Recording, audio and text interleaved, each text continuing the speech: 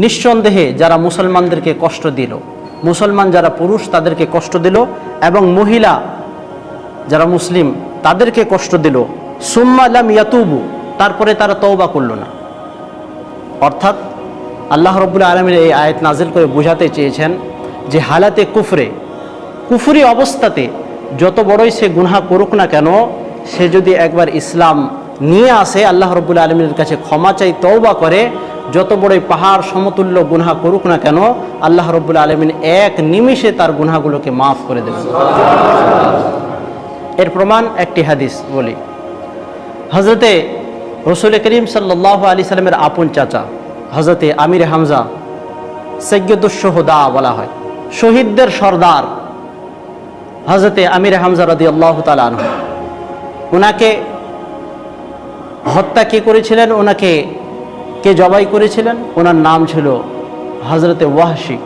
এক যুদ্ধের সময় হযরতে আমির হামজা রাদিয়াল্লাহু তাআলা আনহু যখন উতবা নামক কাফেরকে হত্যা করেছিল, এবং জুবের নামে একটা লোক ছিল তার ভাইকে হত্যা করেছিল হযরতে আমির হামজা রাদিয়াল্লাহু তাআলা আনহু, যখন এদেরকে হত্যা করলো, তো উতবার যে মেয়ে, ওই উতবার মেয়ে কসম খেয়ে নিল যে এরপরে যখন মুসলমানদের সাথে যুদ্ধ হবে আমির হামজাকে আমি ছাড়ব না।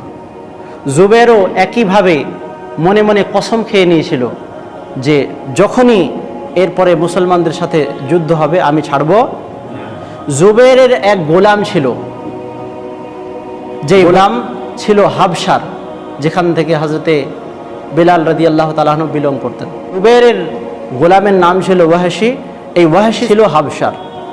তো এই ওয়াহশীকে এবার বলা হলো এবার তো যুদ্ধ হবে, তোমার টার্গেট হলো হযরতে আমির হামজা রাদিয়াল্লাহু তাআলা আনহু। তুমি যদি হযরতে আমির হামজা রাদিয়াল্লাহু তাআলা আনহুকে হত্যা করতে পারো, শহীদ করতে পারো, তাহলে তোমাকে আজাদ করে দেব।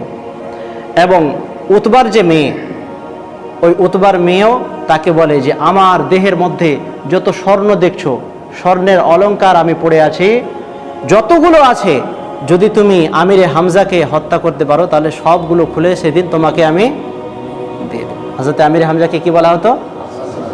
আসাদুল আরব, আরবের বাঘ। আল্লাহ তাআলা এমন সুন্দর সুঠাম দেহের অধিকারী বানিয়েছিলেন তেনাকে, এত সুন্দর তার চেহারা ছিল এবং লম্বা উচ্চা পাল্লা। হযরতে আমির হামজা রাদিয়াল্লাহু তাআলা রাসূল পাক সাল্লাল্লাহু আলাইহি ওয়াসাল্লামের আপন চাচা, এনার যে ইসলাম ধর্ম গ্রহণ করার ঘটনা, এটাও বড় আজীব। কাফেররা চেষ্টা করলো যে রাসূল করিম সাল্লাল্লাহু আলাইহি ওয়াসাল্লামের দ্বীন ইসলামকে প্রচারকে বন্ধ করবে। যত চেষ্টা করছে তত দিনে ইসলামের প্রচার প্রসার আরও বেড়েই চলেছে। এইবারে যখন দেখছে যে না, আবু জেহেল বারবার মিটিং করে, আর মিটিং করার পরে চেষ্টা করে যে এই যে প্রচার প্রসারটাকে বন্ধ করতে হবে, কিন্তু মিটিংয়ে তারা অসফল হয়, ইসলাম প্রচারকে বন্ধ করতে পারে। এক মুহূর্তে রাসূল পাক সাল্লাল্লাহু আলাইহি ওয়াসাল্লাম এক গলি দিয়ে হেঁটে যাচ্ছেন, সামনে আবু জেহেল একটি পাথর পেল, ওই পাথর উঠিয়ে এমন জোরে আঘাত করলো রাসূল পাক সাল্লাল্লাহু আলাইহি ওয়াসাল্লামকে যে পেশানি বরাবর এসে ওই পাথরটি লেগে গেল। নবী করিম সাল্লাল্লাহু আলাইহি ওয়াসাল্লামের রক্ত ঝরতে আরম্ভ করলো। যখন রক্ত ঝরতে আরম্ভ করলো, নবী করিম সাল্লাল্লাহু আলাইহি ওয়াসাল্লাম চুপচাপ হযরতে মা খাদিজাতুল কুবরা রাদিয়াল্লাহু তাআলা আনহার বাড়িতে তাশরিফ নিয়ে গেলেন। এইদিকে হযরতে আমির হামজা রাদিয়াল্লাহু তাআলা আনহু গেছেন কোথায়? শিকার করতে। তা আমির হামজা রাদিয়াল্লাহু তাআলা আনহু যখন শিকার থেকে আসলেন, বিশাল শক্তিশালী আসাদুল আরব, ওনাকে একজন ডাক দিয়ে বলে যে তুমি শিকার করে বেড়াচ্ছ, তোমার যে ভাতিজা, এই ভাতিজাকে আবু জেহেল একাই পেয়ে এমন জোরে পাথর মেরেছে যে এই যে কপাল থেকে টপ টপ করে রক্তের ফোঁটা বইতে আরম্ভ করে দিয়েছে। আল্লাহু আকবার। যখন হযরতে আমির হামজা রাদিয়াল্লাহু তাআলা এই কথা শুনলেন, তখন এখনো কলমা পড়েননি, ওই মুহূর্তে উনি ওই যে কামান ছিল, তীর মারার যে কামান, ওই কামান সহ এইবার কাবার যে চত্বর, ওই কাবার চত্বরে পৌঁছে গেল। কাবার চত্বরে পৌঁছে যাওয়ার পরে ওইখানে দেখছে যে আবু জেহেল কাফেরদের সাথে বসে আছে। হযরতে আমির হামজা যাওয়ার পরে কামানের একবারই মাথাতে এমন মাথায় দিল, বাড়ি দিল যে মাথা ফেটে এবার রক্তের বন্যা বইতে আরম্ভ করে দিয়েছে। হযরতে আমির হামজা ডাক দিয়ে বলে যে তোমাকে লজ্জা লাগে না? তুমি কি মনে করছো যে আমার ভাতিজা মুহাম্মদ ইবনে আব্দুল্লাহ সে ইয়েতিম? না, তার চাচা এখনো বেঁচে আছে, যদি সাহস থাকে তাহলে এরপরে ওর গায়ে হাত দিয়ে দেখবো। সুবহানাল্লাহ। আবু জেহেলের মাথা ফাটিয়ে দেওয়ার পরে যখন মা খাদিজাতুল কুবরা রাদিয়াল্লাহু তাআলা আনহার বাড়িতে হযরতে আমির হামজা রাদিয়াল্লাহু তাআলা আনহু গেলেন। এবার রাসূল পাক সাল্লাল্লাহু আলাইহি ওয়াসাল্লাম চুপচাপ বসে আছেন। ডাক দিয়ে বলছেন যে তোমার বদলা আমি নিয়ে নিয়েছি। নবী করিম সাল্লাল্লাহু আলাইহি ওয়াসাল্লাম কিছু বলেন না। আবার বলছেন যে তোমার বদলা আমি নিয়ে নিয়েছি। এবার রাসূল পাক সাল্লাল্লাহু আলাইহি ওয়াসাল্লাম বলছেন যে আপনি আমার বদলা নিয়ে এসেছেন, এতে আমি খুশি না, এতে আমি খুশি। আপনি যে আবু জেহেলকে মেরে এসেছেন এইটাতে আমি খুশি হইনি। হযরত আমির হামজা রাদিয়াল্লাহু তাআলা আনহু এবার অবাক হলেন, বলছেন যে তাহলে কি করলে তুমি খুশি হবে? রাসূল করিম সাল্লাল্লাহু আলাইহি ওয়াসাল্লাম বলেন যে চাচা, আপনি যদি আমার কলমাকে পড়ে নেন, আশহাদু আল্লা ইলাহা ইল্লাল্লাহু ওয়া আশহাদু আন্না মুহাম্মাদান আবদুহু ওয়া রাসূলুহু, আমি খুশি হয়ে যাব। হযরত আমির হামজা সঙ্গে সঙ্গে কলমা পড়ে নিলেন। তো ওই যুদ্ধের ময়দানে ওয়াহশী, জুবাইরের গোলাম এবং উতবার যে মেয়ে, তার কথা মোতাবেক সে যুদ্ধের ময়দানে ঘুরে বেড়াচ্ছে এবং লোকজনকে জিজ্ঞাসা করছে আমির হামজাকে। তাকে একজন বলল যে সব থেকে লম্বা চওড়া সুঠাম দেহের অধিকারী যাকে পাবা সেই আমির হামজা। হযরতে আমির হামজা একটা বিশেষ ধরনের পোশাক পরেছিলেন। এক কাফেরকে যখন হযরতে আমির হামজা কাফেরকে হত্যা করতেন, পেছন থেকে মারতেন না, পেছন থেকে তরবারির আঘাত করতেন না, আগে তাকে ডাক দিতেন, মুখোমুখি করাতেন, তারপরে সামনে থেকে তাকে জাহান্নামে পাঠাতেন। সুবহানাল্লাহ। তো এক কাফেরকে হত্যা করে তিনি কাপড়টা নিজে ঠিক করছিলেন, আর ওই যে ওয়াহশী নামক যে গোলাম, ওই ওয়াহশী কি করতো, একটা ছোট্ট হাতিয়ার ছিল তার, কোরাল সিস্টেমের, ওইটা চালাতে এক্সপার্ট ছিল।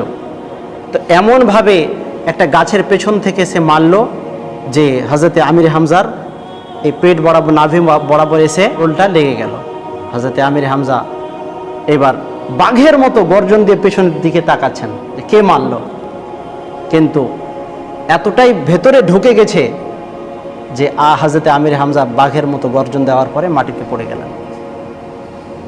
এবার ওর দেহকে ওই যে উতবার মেয়ে তাকে দেওয়া হলো, সে হযরতে আমির হামজার নাকটাকে কাটলো, তার ঠোঁটগুলোকে কাটলো, এইভাবে তার জিহব্বাকে কাটলো, আঙুলগুলোকে কাটলো, কাটার পরে নিজের যে গলা, এই গলাতে মালা পড়লো। আল্লাহু আকবার। এবং ওই ওয়াহশী নামক যে গোলাম তাকে বলল যে এই যে সিনাটাকে তুমি দুভাগ করো আর কলিজা বার করো। হযরতে আমির হামজার কলিজা বার করার পরে ওই কলিজাকে উতবার মেয়ে সে নিজের দাঁত দিয়ে চিবাতে থাকে এবং ফেলতে থাকে। আল্লাহু আকবার। এইভাবে হযরতে আমির হামজা রাদিয়াল্লাহু তাআলা আনহুর শাহাদাত হয়ে যায়। এবং যত তার স্বর্ণ ছিল গায়ে, ওই স্বর্ণগুলো ওই গোলামকে দিয়ে দিল। এবং তার সাথে সাথে ওই যে জুবাইর, যার ভাইকে হত্যা করেছিল, যার গোলাম ছিল, সেও কিন্তু তাকে আজাদ করে দিল। পরবর্তীতে ওই যে ওয়াহশী রাদিয়াল্লাহু তাআলা আনহু, তিনিও দ্বীন ইসলাম গ্রহণ করে মুসলমান হলেন। সুবহানাল্লাহ। রাসূল পাক সাল্লাল্লাহু আলাইহি ওয়াসাল্লাম জিজ্ঞাসা করলেন, ওয়াহশী তুমি কিভাবে আমার চাচাকে হত্যা করেছিলে? তো এবার ডাক দিয়ে বলে যে রাসূল করিম সাল্লাল্লাহু আলাইহি ওয়াসাল্লামের সামনে পুরা ঘটনাটা বর্ণনা করে যে এইভাবে হযরতে আমির হামজাকে আমি যুদ্ধের ময়দানে হত্যা করেছি। রাসূল করিম সাল্লাল্লাহু আলাইহি ওয়াসাল্লামের চোখ দিয়ে টকটক করে অশ্রুর ধারা প্রবাহিত হতে থাকে। আর ডাক দিয়ে বলে যে ওয়াহশী তুমি ইসলাম ধর্ম গ্রহণ করেছো বটে, আল্লাহকে এক মেনেছো বটে, আমাকে রসুল মেনেছো বটে, কিন্তু এরপর থেকে আমার সামনে আর কোনোদিন তুমি আসবা না। যখন তুমি আমার সামনে আসবা, আমার যে চাচার যে শাহাদাত, এটা আমার চোখের সামনে ভাসবে। আল্লাহু আকবার।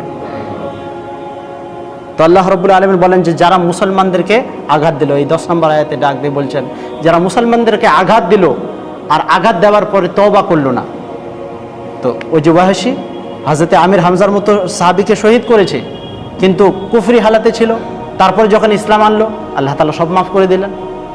তো এখান থেকে বোঝাতে চেয়েছেন যারা কুফরি অবস্থাতে ছিল কিংবা আছে, এই যে তারা জুলুম করছে, তারপরে যখন তারা দ্বীন ইসলাম নিয়ে আসবে, যত তারা জুলুম পেছনে করেছিল আল্লাহ তাআলা এক ক্ষমাতে, এক তওবাতে, দ্বীন ইসলাম আনার বরকতে আল্লাহ তাআলা সব মাফ করে দেবে। সুবহানাল্লাহ।